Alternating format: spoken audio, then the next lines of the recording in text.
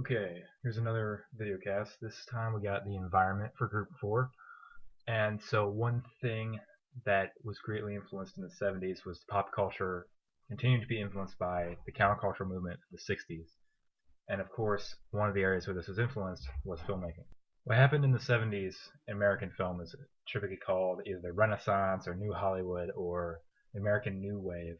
And what the New Wave refers to is a wave of young new directors who really implemented these counterculture ideas and completely changed American cinema really forever.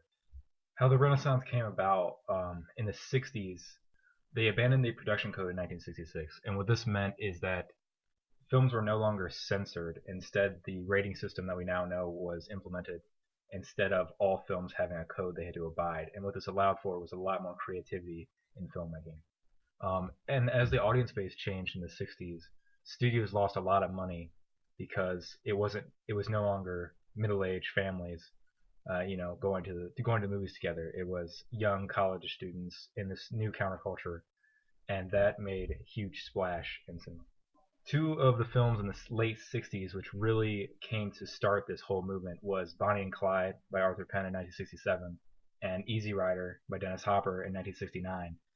These two both were incredibly violent for the time because of this post-production code environment, and they incorporated and became part of the mythos of this counterculture that went on to influence the rest of the 70s. So as we said before, this completely changed the way cinema was conducted in America. Some of the characteristics, they're generally darker and more artistic and also more diverse than the classical Hollywood, feel-good movie kind of thing. And there was a much greater focus on realism instead of like fantasy stories.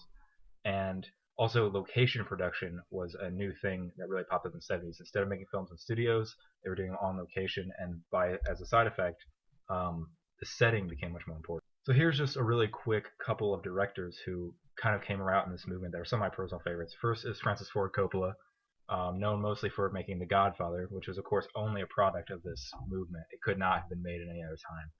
Coppola also directed Apocalypse Now, which is one of my personal favorite films, in 1979.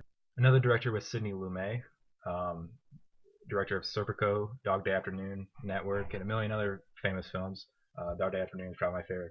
And one of the most famous filmmakers of all time is Martin Scorsese, who's got started in the 70s. Mean Streets was his first big movie, and then he went on to make one of the greatest films of all time, Taxi Driver, and then a million other hits in the 80s and 90s. So what caused the end of the Hollywood Renaissance was money. Basically, the blockbuster start got started by Jaws and Star Wars, and then other films like Coppola's One for the Heart ended up tanking, and then corporations ended up buying up all these studios, and then as a result, creativity went downhill. And here's a bibliography. Hope you enjoyed it.